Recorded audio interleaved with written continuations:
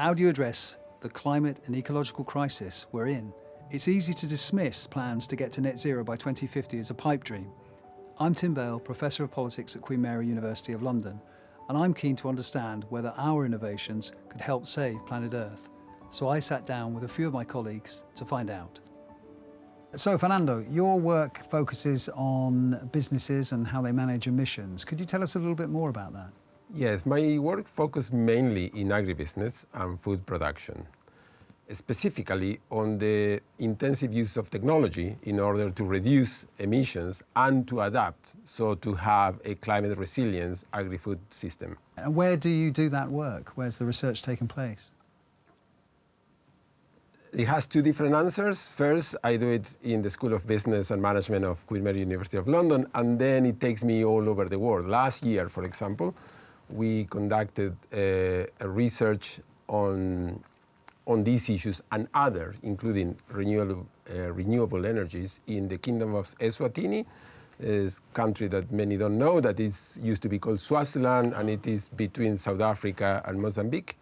And there we conducted work supporting the implementation of the Paris Agreement of the country, and we dealt with agri-food business. Okay, so what's your aim in terms of what you want agribusiness to do, and how does your research, as it were, back up that aim?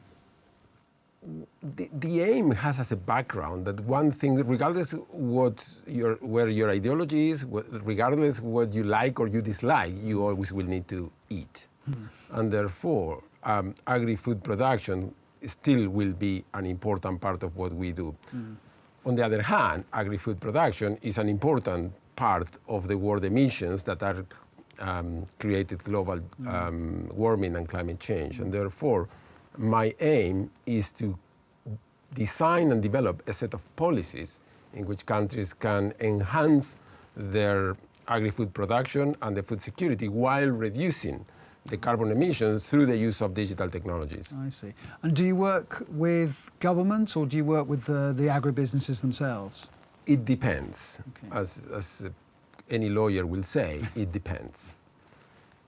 On one hand, sometimes the work that we do is directly related to governments. We work a lot with NGOs that are trying to either influence or advise governments. For example, in a different topic, something related with renewable energies. Currently, we have a project undergoing in India in which we are assessing the socio-economic impact of policies implemented by the Indian government with renewable energies and how that affect indigenous population and the Dalit, which used to be called the untouchable caste. I see, okay. So do you think that there is a degree of resistance on the part of governments or business to adapting and mitigating when it comes to climate change? It depends on the country, and I think that the answer is quite broader to that. There is an increasing level of populism across the planet, and therefore the governments try to do whatever they think will get more votes. One example will be the British government. So in the last few weeks, we have this unlogical reversal of policies towards climate change, which are based on faulty science and in fallacious arguments. It is simply not correct that climate change policies will somehow hamper those that have less. It's quite the opposite. As the same government have been saying for many years, one way forward for most countries is through green growth. And somehow, magically, the government seems to have forgotten that overnight. And is that true in other countries you've found when you've been doing your research? Yes, it depends. But again, it has to do more with ideological device than scientific ones. So there are other countries in which, to please a part of the electorate that is not very strong in scientific thinking, that they have denied what is obvious. We have seen Brazil before, the previous government, with the Bolsonaro government, just saying, well, we will burn the Amazon because it will give us benefits in the quite short term. And then the same Brazilian population start to suffer the consequences of that, of those policies. You've obviously aware of the COP process, Yes. for example. We've got COP28 coming up. Yes. What are your hopes? What are your expectations for that conference? Let me start with answering a question that you didn't ask, which is, are they worth it? Because last year, I am the Queen Mary designated focal point in the United Nations Framework Convention of Climate Change, which COP is part of it. And therefore, I participate in all COPs. And last year, when I came back, I had some meetings where people will say, was it worth it that you have 800 private planes talking about climate change? And first, it was not true that there were 800 planes. It's just this sort of building up news that don't exist. But let's imagine that it was true. That will represent 0.015 emissions at global scale. Is it worth? It depends. If something happened in COP that changed the path of where we are going, it is worth it, even 2% of emissions. It's like when you have to take a very bad medicine, you have to do it too. So the problem of COP is not the number of planes. The problem of COP is we get there. We are a large group of NGOs making proposals, and then the members, COP is the conference of the parties, so the parties of the Paris Convention just decide whatever it pleases them according to the political needs of the moment. And that is the problem of COP.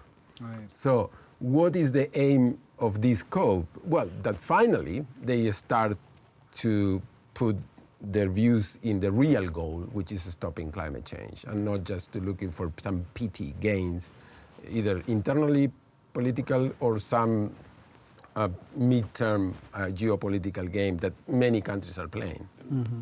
And do you find that young people, quote unquote, get it more than people of, my age or perhaps even your age? It's actually a not a straightforward answer, because we've been discussing this in Bonn. We've been discussing, last year I was invited to a couple of events in Geneva, and we were discussing this, whether there is one issue, that is that regardless where they come from, many youth organizations have the same discourse, that is either that they got it very well and they are very well coordinated, or they're just following somebody's speech, which is quite based more on marketing than other things. It doesn't mean that they're wrong.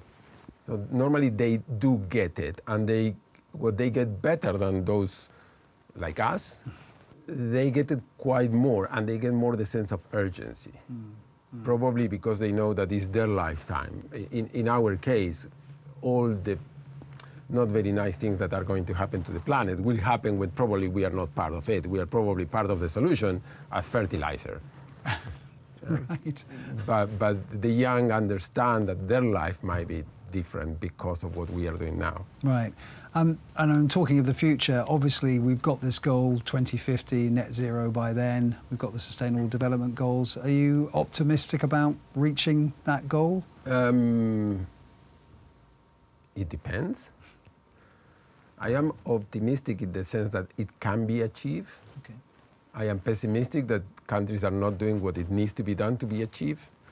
And going back to the optimism, probably in few years, things will start to happen in such a way that will force countries to do what is needed in order to be achieved. So overall, yes, we very likely to reach the goal by 2050. But by force majeure, what sort of things are going to happen, do you think, that will push governments in that direction? Well, when governments that only think about how to win the next election, suddenly the voters have flash floods more common, have storms more common, the prices of the food start to go up suddenly, and probably they will start to outvote those that just ignore the problem. Right, okay. And I suppose there's a generational aspect to that as well, as you were saying. And in addition to outvoting, because one of the things that happened globally with this populist wave is that they're very good of doing what is needed to be in power.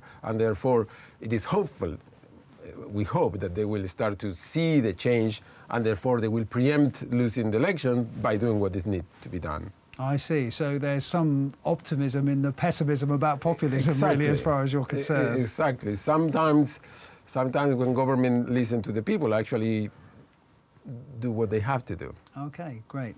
Well, thanks ever so much for coming, telling us about your research, and good luck with the research in the future. And let's hope that COP proves to be something that can actually take this agenda forward, rather than something that perhaps slows progress. Let's hope so. If not, in many years we will be talking again, but probably in a completely different scenario and a sad one.